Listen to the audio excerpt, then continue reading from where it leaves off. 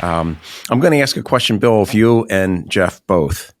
Do you think intent data will replace focus groups? Ooh. It's a good question. Why don't I start, Jeff, and you can formulate a better answer. Yeah. I will say no for a couple of reasons. I mean, in some ways, yes. So Bombora's data is really B2B. So in the B2B field, it is showing you something that is much faster than a focus group could, much more broad-based. It's showing you across the world. There are 2 million companies. These are the topics that are most interesting to them. So I think in the B2B world, it makes perfect sense to me that this is better than a focus group. Much more effective, much less expensive. You don't have to put any group together. You don't need a moderator. You don't need a report. And by the time you get that report, intent may have shifted. Whereas in this case, you're seeing it that week. In the B2C world, it seems to me a focus group would still be necessary. I haven't seen, and Jeff, I'd love to hear your thoughts on this, but is there intent data in the B2C world that is effective? Yeah, I think I'll give you the consulting answer of it depends, right? What's interesting and unique about intent data is, to Bill's point, it is, right, it gets refreshed on a regular basis. In fact, we calculate it daily, but we tend to feed it out to our customers on a weekly basis. They just can't act on it fast enough. Mm-hmm. If you're doing website stuff, sure, you can handle that in real time, but that's unique, that's special, that tells me what this group is interested in. What it doesn't do is it depends what you're kind of looking for, right? As you go through it, it doesn't give you observation.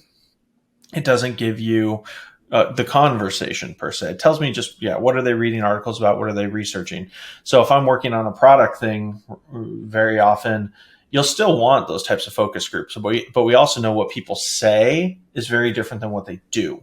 If you've ever talked to a UI UX designer, right? So they'll say they're talking to you about this, but they're actually analyzing this other thing over here because they want to watch your behavior and how you're doing that. Intent data gives you some insight into that. Like you might say that this is a thing, but you're actually researching these 6 other topics.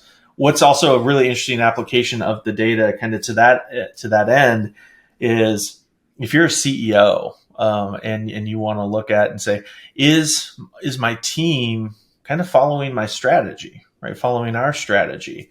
I could even look at my kind of a mini focus group thing, right? To your HR question earlier there.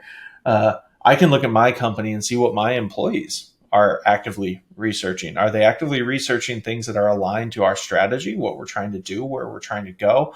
Or are they off in left field, kind of spending their time to some extent on something else?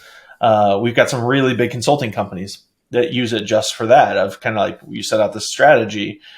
Is my team actually seeming to follow it there? So similar to a focus group, right there, you've got your internal one. Are they following what we're putting forward? And secondarily, it gives you a unique insight, but I wouldn't say that it fully replaces focus groups.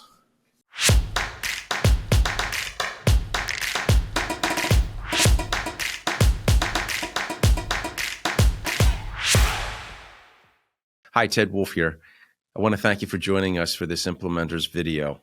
The Implementors podcast is presented by Guidewise, where we, along with our vetted member community, recognize that ideas are easy, but implementation is hard.